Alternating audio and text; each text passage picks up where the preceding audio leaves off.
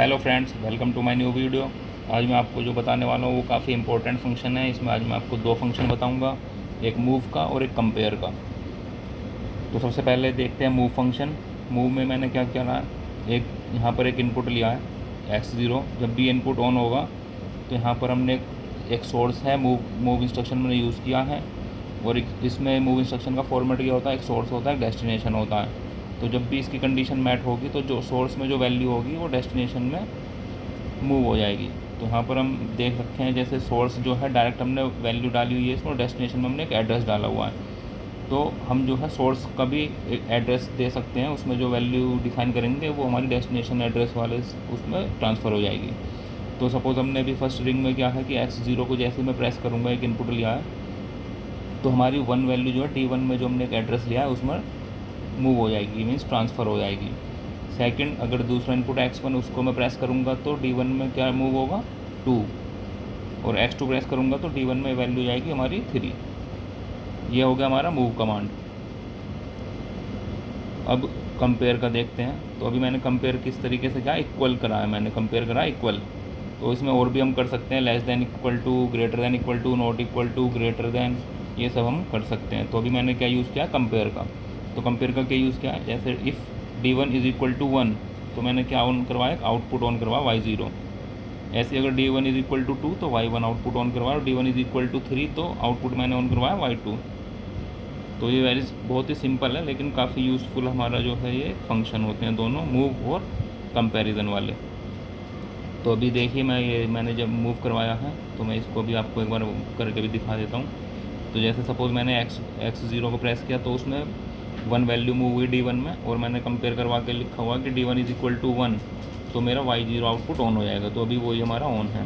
अभी मैंने x1 press किया तो मेरा d1 में 2 वैल्यू ट्रांसफ़र हो गई, और इसमें जो है y1 मैंने ऑन करवाया उस कंडीशन पर। x2 प्रेस करूँगा तो 3 वैल्यू ट्रांसफ़र होगी, और d1 में अगर 3 वैल्यू है तो y2 आउटपुट ऑन हो जाएगा मेरा। तो ये है फंक्शन इसका, मूव का और कंपेयर का। अच्छा, अब इसमें एक इंटरेस्टिंग फैक्ट है, वो मैं आपको बताना चाहता हूँ कि जैसे सपोज़ मैंने अगर तीनों वैल्यू प्रेस करें हैं, कि मैंने एक साथ तीनों कंडीशन मैट करवाई हैं, जिसमें कि d1 में 1 भी जाएगा, 2 भी जाएगा और 3 भी ट्रांसफ़र होगा। तो उस टाइम पे अगर हम देखेंगे तो आउटपुट कौन सा ऑन हो रहा है, y2 वाला कब ऑन है, जब d1 में इज इक्वल टू 3 हो। तो अब ऐसा क्यों है, बिकॉज अगर आप यहाँ पर देखेंगे ध्यान से, तो सबसे पहले अगर x0 आता है तो वैल्यू 1 है, x1 है तो वैल्यू 2 है, और x2 है तो वैल्यू 3 ट्रांसफ़र होती है, और 3 होने पर y2 आउटपुट मेरा ऑन होगा।